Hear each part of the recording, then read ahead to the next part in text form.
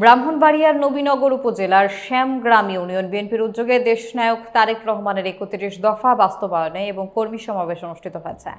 বিস্তারিত থাকছে শেখ মিহাদের প্রতিবেদনে।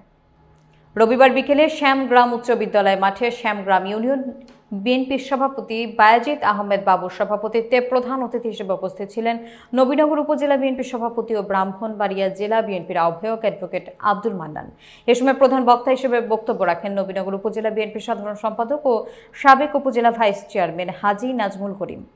বিশেষ অতিথি হিসেবে উপস্থিত ছিলেন ব্রাহ্মণবাড়িয়া জেলা বিএনপির আহ্বায়ক কমিটির সদস্য মাসুদুল ইসলাম মাসুদ, নবীনগর পৌর বিএনপির সাধারণ সম্পাদক মাসুদ রানা, উপজেলা বিএনপির সহসভাপতি নাজমুল হোসেন শাকিল, উপজেলা বিএনপির সহসভাপতি আব্দুর রহিম, নবীনগর উপজেলা বিএনপির সাংগঠনিক সম্পাদক আশরাফ হোসেন রাজু, উপজেলা বিএনপির সদস্য সচিব হাজী আবু কাউসার, মহিলা দলের নেত্রী মিসেস নাইলা আক্তার, নবীনগর উপজেলা বিএনপির সাংগঠনিক সম্পাদক ২ দেলোয়ার হোসেন সোহেল, নবীনগর পৌর বিএনপির সাংগঠনিক সম্পাদক শুক্কুর খান, মানবাধিকার বিষয়ক সম্পাদক ইমাম হোসেন বাতেন, উপজেলা বিএনপির সহ সাংগঠনিক সম্পাদক গোলাম রব্বানী নয়ন, উপজেলা বিএনপির সদস্য মোস্তাক আহমেদ সেলিম, শ্যামগ্রাম ইউনিয়ন বিএনপির নেতা হাজী আব্দুল ওয়াহেদ, সলিমগঞ্জ ইউনিয়ন বিএনপির সিনিয়র যুগ্ম সাধারণ সম্পাদক সাগর আহমেদ জুয়েল, শ্যামগ্রাম ইউনিয়ন বিএনপির সভাপতি ধন মিয়া সহ বিএনপির অঙ্গ সংগঠনের নেতাকর্মীরা উপস্থিত ছিলেন।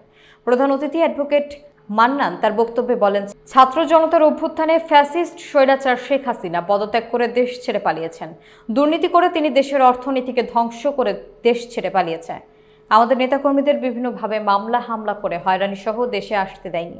শেখ হাসিনাকে দেশে ফিরিয়ে এনে তার বিচার কার্য সম্পাদন করা হবে। তিনি আরও বলেন, শেখ হাসিনা পালিয়ে গেছে, তার পার্লামেন্টের সকল সদস্য নেতাকর্মীরা এবং তার দোসররা দেশ ছেড়ে পালাতে পারেনি।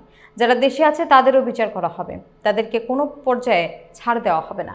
সভার শুরুতে ইউনিয়ন বিএনপির অঙ্গ সংগঠনের নেতাকর্মীরা প্রধান অতিথিকে ফুল দিয়ে বরণ করে নেন। আমি শুধু বলতে চাই, দীর্ঘ ১৭ বছর যাবত যারা আমাদের নেতা কর্মীদের উপর অত্যাচার নির্যাতন করেছেন, তাদের নেত্রী শেখ হাসিনা দেশ ছেড়ে পালিয়ে গেছে, দেশ ছেড়ে ভারতে চলে গেছে।